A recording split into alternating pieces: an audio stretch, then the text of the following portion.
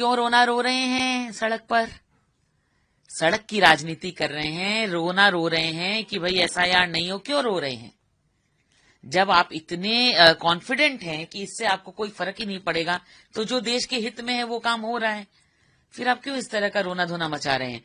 और अगर मचाना ही है तो माइक के ऊपर ना मचा करके आप जाइए, कोर्ट का दरवाजा खटखटाइए। मैंने आपसे कहा कि एक कांग्रेसी पप्पू दिल्ली में है और एक तृणमूली पप्पू यहाँ पश्चिम बंगाल में है। वो पप्पू भी झूठ पर चिल्लाते हैं, आवाज उठाते हैं, अंत शंत कुछ नहीं होता, इलेक्शन खत्म हो जाता है, फौरन विदेश घूमने चले जाते हैं। ये पप्पू के भी वही हाल है। अभी 5 दिन पहले अमेरिका की यात्रा से आए हैं, पीसी के भाईपो कोयला चोरी का पैसे से जाते हैं, अमेरिका घूमते हैं और आ जाते हैं। जनता के बीच इसका कोई असर नहीं होगा, क्योंकि जनता जानती है जो कि वास्तव में वोटर्स हैं उनके नाम आएंगे। किसी कारण से रह गए हैं तो फॉर्म भर करके आएंगे, हियरिंग पर आएंगे। लेकिन अवैध जो घुसपैठी यहाँ घुसे थे, ना उनका नाम आएगा, ना वो वोट दे पाएंगे। आधे से ज्यादा तो उल्टे पैर भाग गए हैं बॉर्डर की तरफ। भाई भतीजे ने और बुआ भतीजे ने उनको रोका क्यों नहीं पूछा कौन भाग रहे हैं?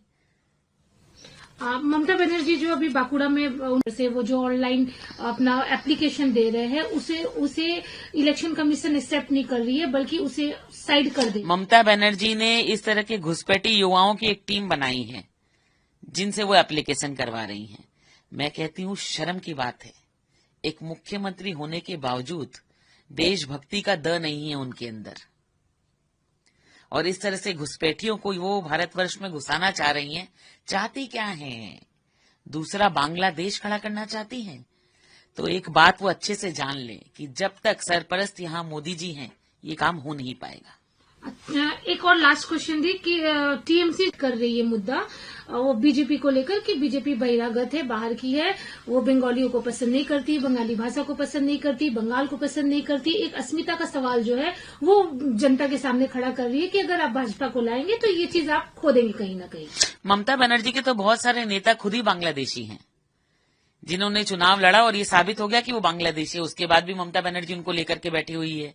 तो पहली बात, बंगाली अस्मिता की जो वो बात करती हैं, बंगाली अस्मिता का ध्यान उन्होंने कहाँ रखा? जब बंगाली लड़कियों का रेप होता है वो कहती हैं झूठ बोल रही हैं।